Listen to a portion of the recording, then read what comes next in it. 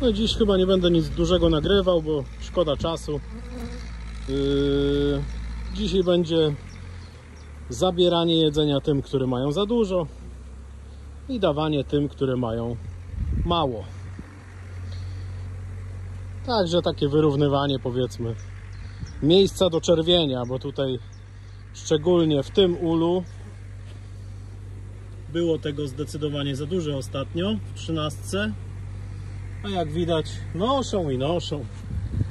Także z pewnością będzie coś do zabrania i podłożenia węza. No, tydzień nie minął, a pyłkownia już rozkwitła.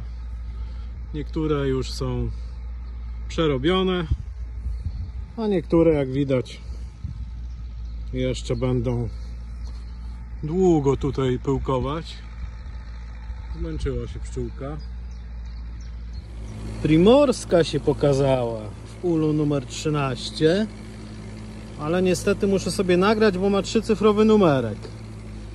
No muszę przyznać, że w tym ulu było bardzo dużo pokarmu, ale już nie ma. Czyli taki filmik w pionie. Jesteśmy u tej rodzinki, to jest dwójeczka, która przez całą zimę czerwiła. No to trzeba przyznać, że radzi sobie ta pszczoła, proszę. A tutaj mamy takiego pana, o, proszę bardzo. Także już możemy sobie chyba szukać powoli mateczników, prawda? Mamy 6 kwietnia. Równiutko dzisiaj mija rocznica, odkąd kupiłem pszczoły. Także elegancko. I następna rama również pełna. Spróbuję im wsadzić ramkę z pokarmem, bo ukradłem jednej rodzince, 13 bodajże. Pierzgi mają zatrzęsienie w tym ulu również. Zresztą zobaczcie z drugiej strony. Tutaj, o, pomiędzy czerwiem jeszcze jest pełno pierzgi. Znaczy pyłku. Dobra, jak coś będzie ciekawego, to jeszcze nagram. Nie no, trzecia była podobna. A tutaj mamy 4. ramkę. Także te pszczółki z pewnością dostaną dzisiaj miodnie. Bo jak to się wygryzie, to ja się nie pozbieram. Kolejna ciekawostka niestety z traktorem w tle. Słuchajcie, to jest świeży miód. Ramka bardzo ciężka. Przypominam, że ta rodzina nie miała w ogóle pokarmu. A to jest węza wsadzona 30 marca, a więc 7 dni temu. Także dzisiaj dostają miodnie. No cóż, skoro Elgon i tutaj Demeter tak szaleje, to sprawdzimy moją rekordzistkę z zeszłego roku. No ale ona tutaj raczej nie próżnuje. Ja je trochę teraz zgoniłem dymem na dół. Tu moim zdaniem musi iść miodnia i muszę wyciągnąć którąś ramkę. Zaraz sprawdzimy, którą. O ile pamiętam, ona jest dziwna, bo czerwi od północy, w przeciwieństwie do innych rodzin. No zaraz zobaczymy, ale tutaj to już mogą być również mateczniki, bo tu one mają za ciasno. Tu musi iść miodnia. Zaraz nagram dalej. No dobra, tu się nie spóźniłem. Niestety z dołu nie udało mi się wyciągnąć żadnej ramki, więc nie mają ramki pracy i to jest dla mnie ból. Natomiast miodnia, no mimo że strasznie śmierdzi octem, to myślę, że one tam w dzień, 2 sobie z tym poradzą. Miodnie były wietrzone przez 3 godziny po wyciągnięciu z zimowania, że tak powiem, ale mimo wszystko zapach kwasu octowego jest bardzo duży. No i już tutaj widzę, wchodzą, próbują coś tam robić, nie?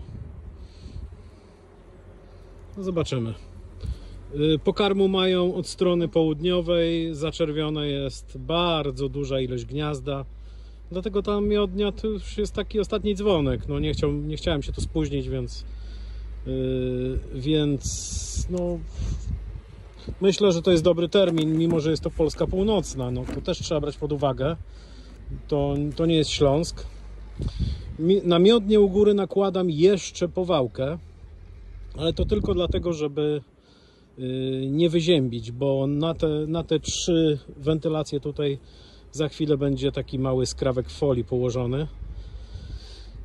Jutro, nie, przepraszam, pojutrze temperatura 23 stopnie, ale z tego co widziałem w prognozach pogody planowane jest 4 stopnie w nocy, więc no, to jeszcze nie jest u nas termin na to, żeby tak mocno powiększać gniazdo, ale w przypadku tej rodziny nie widzę przeciwwskazań.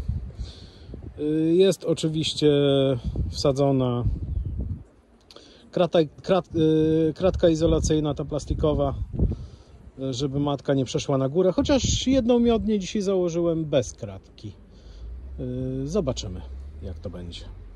Na razie bardzo optymistycznie, bo pszczoły się strasznie rozwijają, także fantastycznie jest.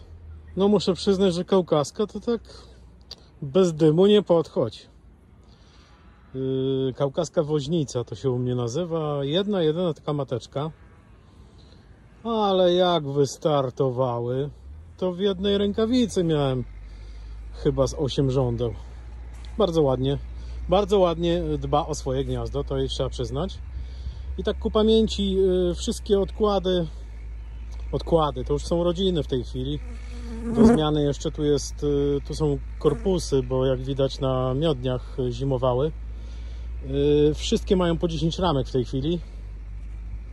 Jedynie alpejki, ponieważ nie miałem ramek pracy, to mają owszem po 10 gniazd, po 10 ramek, ale dodana dzisiaj jest sushi węza. Chciałem po prostu, żeby te alpejki się tak samo rozwijały, bo tak jak mówiłem wcześniej, będę na nich testował w tym roku produkcję propolisu, więc żeby były rodziny tak samo, to dostały tyle samo ramek i ogólnie wszystkie są na 10.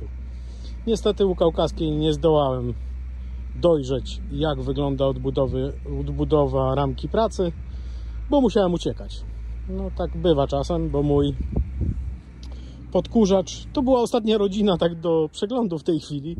No i tak z takim delikatnym podkurzaczem podszedłem. On tam już wygasł w sumie. No, trzeba było rozpalić na nowo. No i tutaj jeszcze miodnia u Demeterki. Dalej nie patrzyłem. Rodzin jeszcze nie połączyłem. Jak już widać, buteleczka z miętą jest przygotowana. Łączenie będzie za jakieś 2-3 godziny na wieczór. No tak bywa, jak się czasem zaplanuje. 6 dni temu miałem to robić. Ten stojak obejrzę sobie jutro, bo tutaj też może być ciekawie, bo tu są w sumie 3 demeterki i 1 alpejka. Ta alpejka dosyć tak mocno rozwijająca się na wiosnę, więc to jutro rano. A tutaj Elgonik, ten co taki spływa po ramce, ktoś tam słusznie zauważył w komentarzu, no dostał miodnie, bo tutaj to już straszna ilość pszczółki. No i tą, którą będę łączył, nie wiem czy potrzebnie czy nie, ale spryskałem miętą i zobaczcie jaki jest tego finał. Pszczoły nie wchodzą do ula, bo nie ma zapachu. Także tak wygląda, taka jest konsekwencja spryskania pszczół miętą. Znaczy cały korpus jest tak dosyć fest spryskany, wszystkie ramki. Myślę, że 2-3 godziny wytrzymają do czasu łączenia. No ja i jutro wydaje mi się, że znowu przywiozę 3-4 miodnie, bo też będę miał jakiś wyjazd w międzyczasie. Nie chciałbym tutaj zostawić rozdmuchanych pszczół na powiedzmy 9 czy 8 ramkach. No ładnie mnie boli ten strzał od kaukaskiej, to trzeba przyznać. Także... No to jednak zaskoczenie w rodzince, do której dołączam. Biały opalitek nadal, nie wymieniona jeszcze matka, setka. Elgonik. Byłem z niej zadowolony, więc zrobiłem odkład ze starą matką w zeszłym roku, ale myślałem, że już została wymieniona. Jak widać mocno spryskana miętą i pryskamy wszystkie ramki. No i połączone. Straty oczywiście jakieś zawsze muszą być, no bo to jednak jest stres dla pszczół. Troszkę są rozleciane, że tak powiem.